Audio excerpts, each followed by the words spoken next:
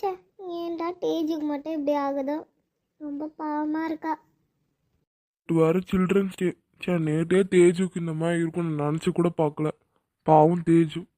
அப்பா மட்டும் அவளுக்கு வேறு பொம்மை வாங்கிட்டு வந்தாங்கன்னா இவளுக்கு இந்த மாதிரி நிலைமை இருக்குமா? ச்சே, பாவம்.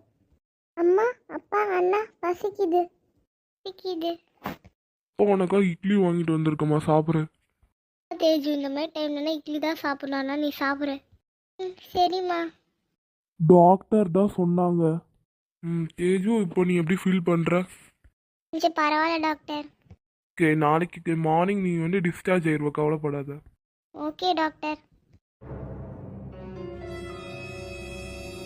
உங்க பின்னாடி அந்த டால் அப்புறம் ஏதோ ஜீனி மாதிரி ஒன்று பர்பிள் கலர்ல நிக்குது.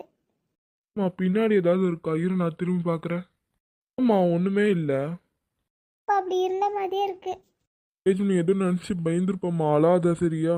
கவலைப்படாத, சீக்கிரம் வீட்டுக்கு போயிடலாம். அப்புறம் அந்த டால் நீ இனிமேல் யூஸ் பண்ணாத. கேப்பா. அம்மா, அங்கே வந்து எல்லாரும் ரொம்ப சோகமாக இருக்காங்க. ஆமாம் மேடம், எல்லாரும் ரொம்ப டல்லாக இருக்காங்க.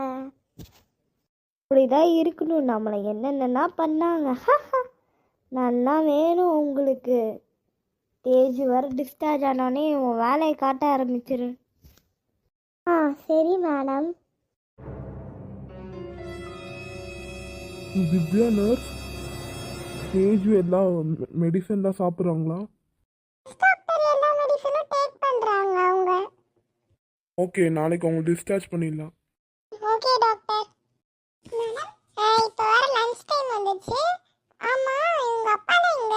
இவங்க அண்ணாலாம் எல்லாரும் லஞ்ச் வாங்க போயிருக்காங்க மேடம். அப்படியா? Okay okay. லஞ்ச் சாப்பிட்டதுக்கு அப்புறமா உங்களுக்கு டேப்லெட் கொடுத்துருங்க. அப்புறம் மெடிசன்லாம் இருக்குல்ல, அதையும் கொடுத்துருங்க. Okay madam. எவ்வளோ நாள் இது சாப்பிடணும்? Tomorrow night only. அது வரைக்கும் தான் மேம் சாப்பிடணும். Okay ma'am.